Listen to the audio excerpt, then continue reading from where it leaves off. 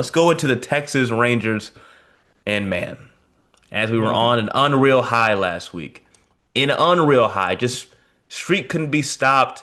Felt like we were just one of the best teams in the league. It's just been disastrous so far this week for the Texas Rangers.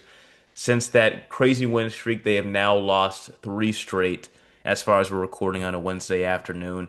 They lost the last game against the New York Mets, still won the series, but so far have already lost the series against the Houston Astros, the first two games as we record this in this last matchup of the Lone Star Series. TJ, is the season over?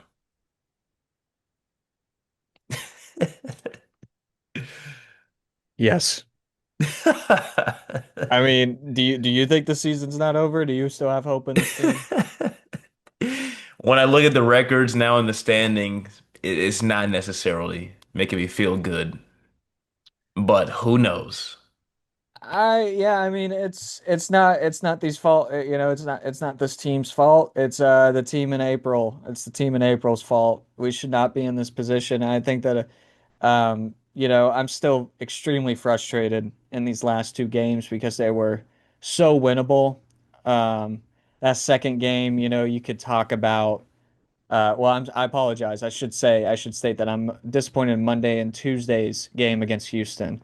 Um, the Tuesday game just felt like, I've seen it everywhere online. It felt like a good analogy or a good, it's what the season has been. A little bit too little, too late. Um, I just when you get the 6-1, two outs in the top of the eighth, and you somehow miraculously score four runs before getting that last out, and you have two runners in scoring position, and that's when you lose that spark and you get that third out. That's just so disappointing. It's so heartbreaking. It's just this is what it. I mean, it is a fake DFW comeback. We've seen it way too many times with these teams. Uh, we always mention it in our podcast. It's just sad. It's the signature. It's the signature of any Dallas Fort Worth team. You're gonna have a few of these every single year. The fake DFW comeback. Game one was very frustrating because you give up a home run to Zach Cole, and I'm like, oh, oops. Jack Leiter, I'm like, come on, man, what are we doing? And then game two is just the same old stuff, like you were talking about, microcosm of the season. When you see something like that, you get down early. Merrill Kelly, I mean, who's been really good the past few games, just did not have it in game two. Jordan Alvarez is hurt in this series, and it doesn't even matter. It doesn't even matter. Houston is still finding a way to get the job done with the pitching staff that we were supposed to have the favor in. We were supposed to be the better of the pitchers right now in this Yep. matchup, and you can never tell by now. It's hmm just real disappointing. So, are you more disappointed in the offense right now or the pitching so far in this series or in this losing streak of the past few games? I It's tough because you have the two sides talking to you about that fake comeback and like, hey, well, at least they never gave up. But that offense in the ninth inning was frustrating, and specifically with Wyatt Langford's watch all three strikes. Um, he just watched that fastball go right over the plate for called strike three.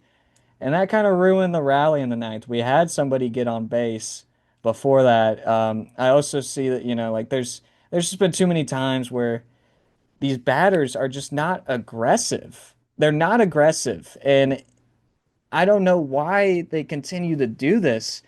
I feel like when we get that first pitch and it's right down the middle, it really helps this team out. I don't know why they were deciding to be a little bit too conservative. I think that they were working Brian Abreu and the pitcher beforehand really well. But, I think that once we watched that first strike against Abreu, a lot of those batters just did not make the adjustments to be able to watch a first strike like that because he was giving them some really good first strike pitches and none of them were swinging the bats. I'm disappointed in that, but the pitching, like you said, Merrill Kelly just had a laid an egg, and we see this happen a little bit too much. But I don't want to blame the pitching because the pitching is the reason why we are here in the first place. The pitching is the best in the MLB statistically throughout the season. It's the offense that needs to be better, and the fact that they got right there, they were right there, and they couldn't seal the deal. They couldn't put the bat off their shoulder. Makes me very disappointed. I gotta go with the offense. I completely agree with you. You said it pretty much as perfectly.